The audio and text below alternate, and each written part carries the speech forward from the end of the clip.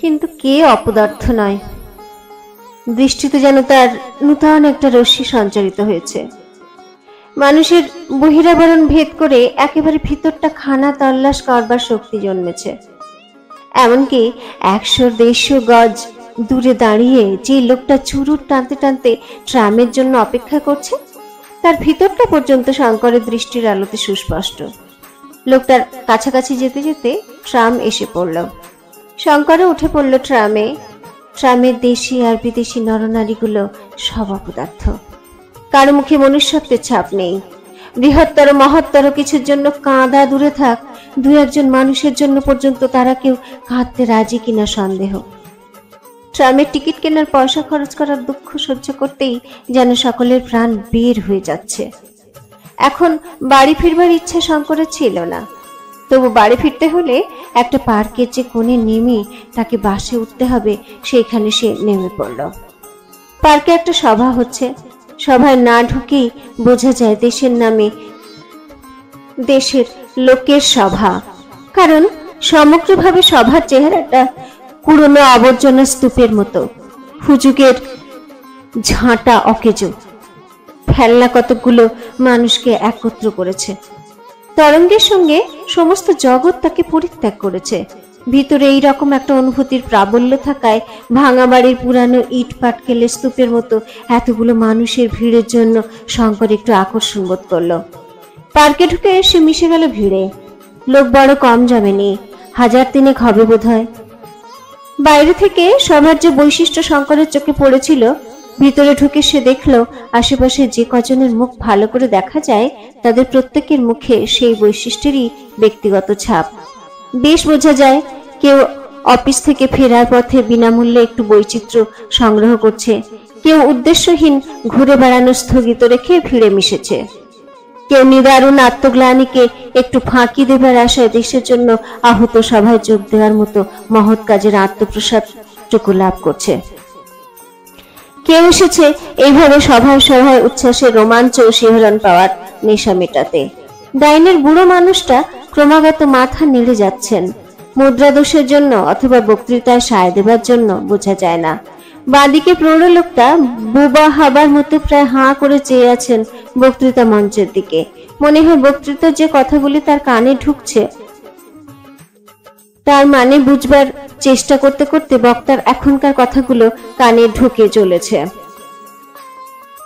সামনে যুবকটি বোধহয় যৌবন চর্চার ফলে নিজের দেহে বাস করবার অধিকার হারিয়ে ফেলায় ছটফট করছে, কিন্তু দেশে বাস করার অধিকারটুকু বজায় রাখার জন্য সভা ছেড়ে চলেও যেতে পারছে না।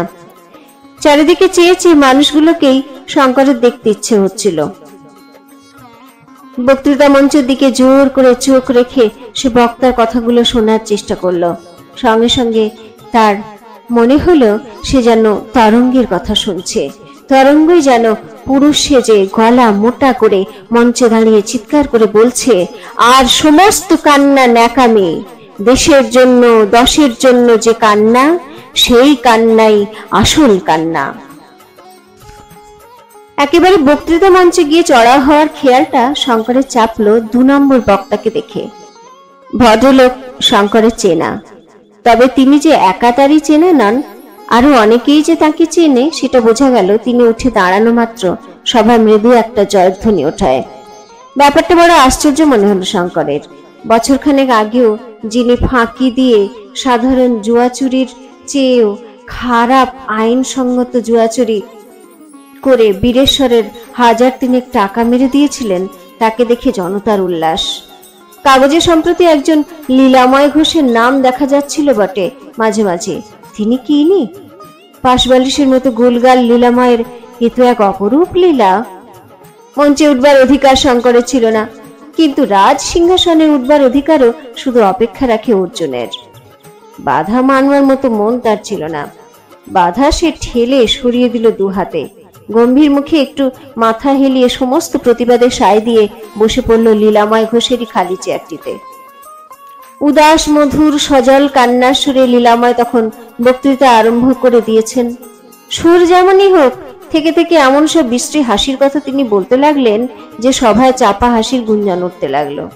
বক্তৃতার এ একটা টেকনিক। কাঁদো কাঁদো গোপাল ভাঁড় মানুষকে মুগ্ধ করে বেশি।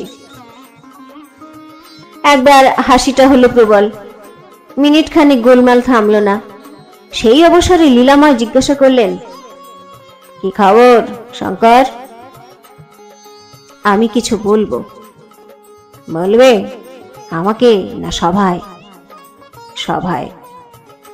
কি সর্বনাশ, ওসব দুর্বুদ্ধি করো না। লীলাময়ের বক্তৃতা শেষ হওয়া মাত্র শঙ্কর বিনা ভূমিকায় উঠে দাঁড়িয়ে প্রাণপণে চিৎকার করে বলতে আরম্ভ করলো, বন্ধুগণ, অনাহুতভাবে আমি আপনাদের একটা সুপরামর্শ দিচ্ছি। আপনারা ন্যাকামি ছাড়ুন। আপনারা সকলেই ন্যাকা। কেন জানেন? আপনারা সকলে একের জন্য, দুইয়ের জন্য, তিনের জন্য কাঁদেন, 10-এর জন্য কাঁদেন না। আপনারা অমানুষ, পশু, অসভ্য, বর্বর। আপনাদের লজ্জা করছে না এখানে বসে থাকতে? ঘরের কোণের একজন, দুজন, তিনজনের জন্য নিজেকে আপনারা উৎসর্গ করে দিয়েছেন জানোয়ারের মতো। এই সভায় এসে ভিড় করবার কি অধিকার আছে আপনাদের? আমি যদি বলি আপনাদের মাঝখানে এখন একটা বোমা ছুঁড়ে মারবো, আপনারা যে যার প্রাণ নিয়ে পালাবার জন্য পাগল হয়ে উঠবেন, বড় জোর সঙ্গে নেবার চেষ্টা করবেন একজন, দুজন কি তিনজনকে। অথচ এমন জমাট বেঁধে আপনারা দাঁড়িয়ে আছেন, এমন গলাগলি মাখামাখি ভাব আপনাদের থামানোর চেষ্টা, টেনে বসানোর চেষ্টা, স্বয়ং সভাপতির উঠে দাঁড়িয়ে শ্রোতাদের ব্যাপারটা বোঝানোর চেষ্টা, সব ব্যর্থ হয়ে গেল। 4-5 জন স্বেচ্ছাসেবক এসে যখন একসঙ্গে শঙ্করকে চেপে ধরলো, সে গলা ফাটিয়ে শ্রোতাদের জিজ্ঞাসা করলো, এরা আমায় বসিয়ে দিচ্ছেন, আপনারা আমার কথা শুনবেন না? গালাগালি মুগ্ধ শ্রোতারা বলল, শুনবো শুনবো। বেশ তো বলছিল বাবু, বলুক না। এই ভলান্টিয়ার সালারা, ছেড়ে দে পাগলটাকে। বন্দে মাতরম। আস্তে আস্তে, বড় গোল হচ্ছে। পাগলাটার নাম কি? বার করে দাও পাগলটাকে, মেরে হাড় গুড়িয়ে দাও। কি বলছিল বলুক না শুনি। 4-5 জন নেতার হাতগুলি মিনিট 5 শূন্যে আন্দোলিত হওয়ার পর গোলমাল একটু কমলো। তারপর লীলাময় উঠে বুকের কাছে দুটো হাত একত্র করে ধীরে ধীরে নিজেকে কেন্দ্র করে 12 চারদিকে পাক খাওয়ার পর গোলমাল থেমে গেল। তখন সভাপতি ধীরে ধীরে নিবেদন করলেন যে সকলে গোলমাল করলে তো সবার কাজ হয় না, অতএব সকলে অনুগ্রহ করে তার সবিনয় নিবেদন মন দিয়ে শেষ পর্যন্ত শুনুন। এই যে এই লোকটি বলানি কনি বক্তৃতা দিতে আরম্ভ করেছেন, ইনি কে কেউ তা জানে না। এ সভায় এর বক্তৃতা দিবার কোনো কথা ছিল না।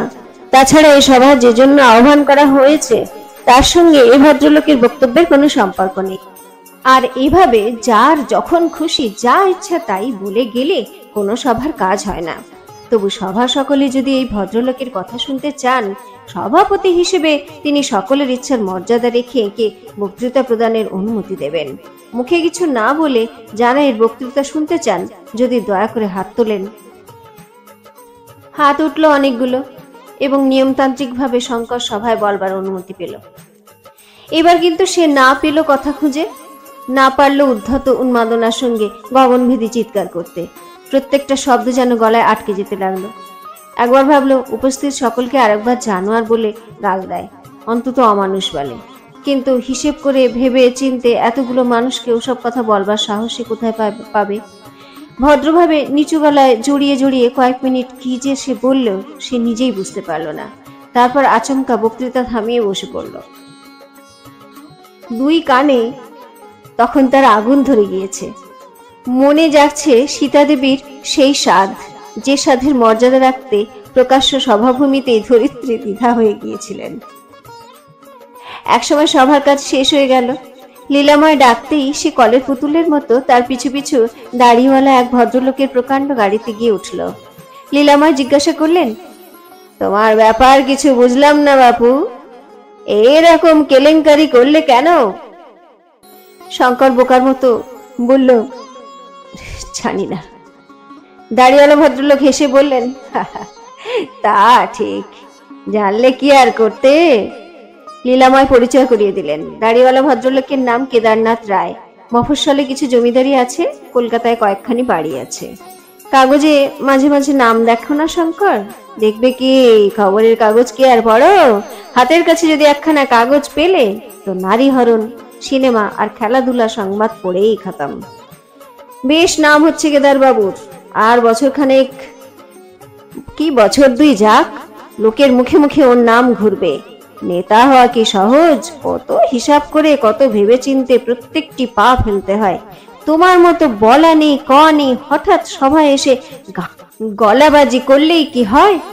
আজ 3 বছর ধরে কেদারবাবু কত চেষ্টা করেছেন, তবে আজ মিটিং এ একটু খাতির পান। আজ তো উনি কিছু বললেন না। বললেন বই কি, সকলের আগে উনি বলেছেন। ওকে আগে বলতে দিতে একটু আপত্তি হয়েছিল। হিংসুটে লোকের তো অভাব নেই। সভার রিপোর্ট কাগজে আগে ওর নামটা বেরোবে, তাতেও লোকের গা জ্বলে। আমি কিন্তু ছাড়বার ছেলে নই বাবা, স্পষ্ট বলে দিলাম। প্রথমে বলতে না দিলে উনি যে 100 টাকা চাঁদার কথা বলেছেন সেটা ক্যান্সেল হয়ে যাবে। শুনে সবাই চুপ। কেদারনাথ একটু অস্বস্তির সঙ্গে বললেন, 100? শঙ্কর দেখতে পেল কেদারের উরুতে আঙুলের খোঁচা দিয়ে লীলাময় কি যেন ইঙ্গিত করলেন। কেদার আর কথা বললেন না। লীলাময় খুশি হয়ে শঙ্করকে বললেন, কিন্তু তোমার কাণ্ড দেখে আমি কিন্তু বনে গেছি ভাই। ইচ্ছাটা কি বলতো? এই বয়সে বড় হওয়ার শখ চেপেছে নাকি? শঙ্কর ঝিমিয়ে পড়েছিল, তবু গায়ের জোরে উদ্ধত ভাব বজায় রেখে বলল, বড় হওয়ার শখ কোন বয়সে থাকে না? কিন্তু ওভাবে কি বড় হওয়া যায় রে দাদা? তার ধরা বাঁধা মেথড আছে। এই যে এত কাণ্ড করলে, তুমি ভাবছো কাল কাগজে কাগজে তোমার নাম বেরিয়ে যাবে? সে গুড়ে বালি। 1 লাইন শুধু লিখে দেবে, একজন পাগলাটে ইয়াং ম্যান মিটিং এ গোলমাল করেছিল, তোমার নামটি পর্যন্ত করবে না। কি করছো তুমি এখন? কিছু না। এ লাইনে আসবে? বলে শঙ্করের জবাবের জন্য অপেক্ষা না করেই খুশিতে উচ্ছ্বসিত হয়ে উঠলেন। শঙ্করের হাত নিজের হাতের মধ্যে গ্রহণ করে বললেন, বেশ, কিচ্ছু ভেবো না তুমি, আমার উপর সব ভার ছেড়ে দাও, আমি সব ঠিক করে দেব। কিন্তু সে তো 2-1 দিনের ব্যাপার নয়, 2-1 কথাতে সব ঠিক হয়ে যাবে না। এক কাজ করো, তুমি কাল দুপুরবেলা একবার এসো আমার বাড়িতে, কথাবার্তা কওয়া যাবে। হ্যাঁ কেদার দাদা, এই সন্ধেবেলা বাড়ি ফিরে যাব। কোথাও একটু কিছু, একজন ইয়ং ম্যান সঙ্গে আছে, আজ বেশ জমতো। হ্যাঁ? কেদার বললেন, কনকের ওখানে। শঙ্কর আবার দেখতে পেল কেদারের উরুতে আঙুলের একটা খোঁচা দিয়ে লীলাময় আবার কি যেন ইঙ্গিত করলেন। কেদার আর কথা বললেন না। একটা অদ্ভুত অবর্ণনীয় অনুভূতি শঙ্করের ভিতরে ম্যাজিকওয়ালা চারা গাছের মতো গজিয়ে উঠছিল। জীবনে যেন হঠাৎ একটা রহস্যময় অ্যাডভেঞ্চার শুরু হয়ে গেছে। কনক যে কে এবং কেন যে সে বাতিল হয়ে গেল বুঝতে শঙ্করের বিশেষ কষ্ট হলো না। ছেলে সে কেমন, কনক নাম ধেয়ার স্ফূর্তির বাজারে সওদা কিনতে যাওয়াটা সে কিভাবে গ্রহণ করবে এখনো লীলাময় তার হদিশ পাননি। চালাক চতুর মানুষ, হিসাব না করে 1 পা চলেন না। কনককে তাই এখনকার মতো আড়ালেই রেখে দিলেন। চৌরঙ্গীর এক হোটেলে গিয়ে সামনে ধরলেন শুধু একটা পেগ।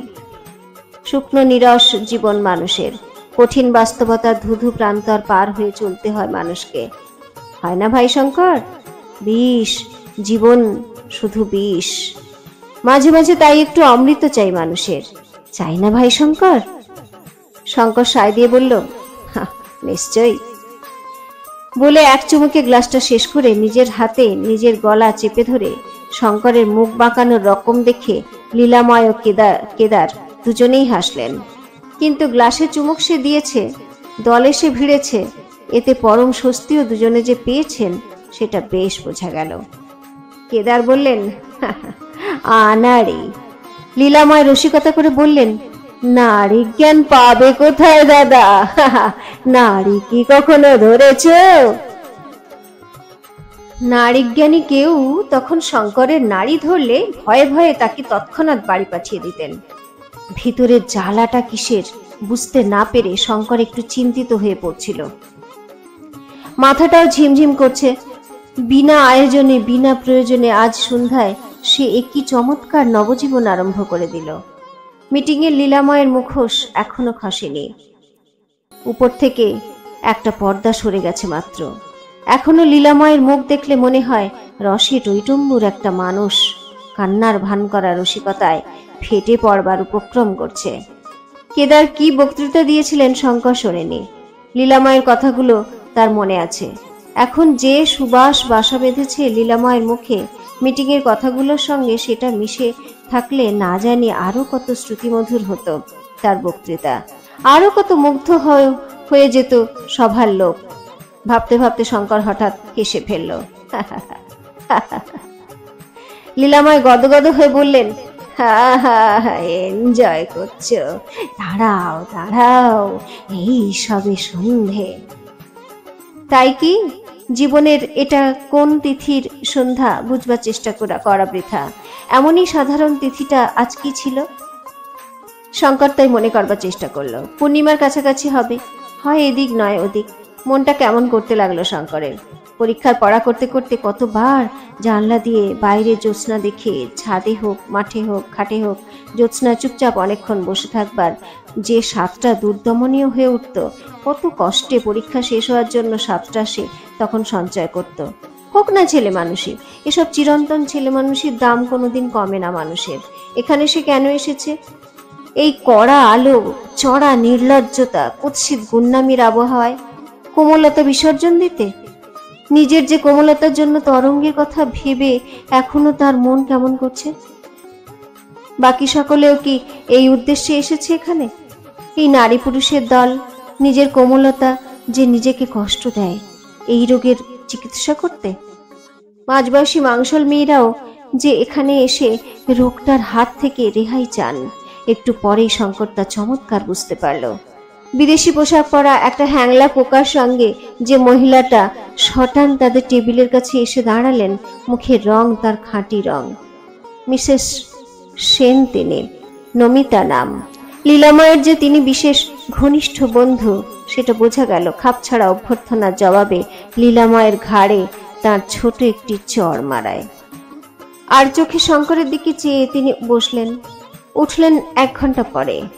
বললেন, আপনার গাড়িটা বাইরে দেখছিলাম কেদার বাবু, এসব তো অনেক খেলাম, একটু হাওয়া খাওয়াবেন? কেদারনাথ ব্যস্ত হয়ে বললেন, হ্যাঁ নিশ্চয়ই নিশ্চয়ই। মিসেস সেন গাড়িতে উঠলেন আগে। উঠেই বললেন, আসুন শঙ্কর বাবু, আপনার সঙ্গে আজ প্রথম আলাপ হলো। আপনি আমার পাশে বসবেন। ডায়মন্ড হারবারের দিকে যাওয়া যাক, কেমন? শহরে চাঁদের আলো নেই, শহরের বাইরে চাঁদের আলো ছড়াছড়ি। পথের ধারে লাইট, রেলওয়ের লাইন পাতা, দুদিকে মাঠ, মাঝে মাঝে বাড়িঘর ও গাছপালায় জমাট বাঁধা আবছা আবছা গ্রাম।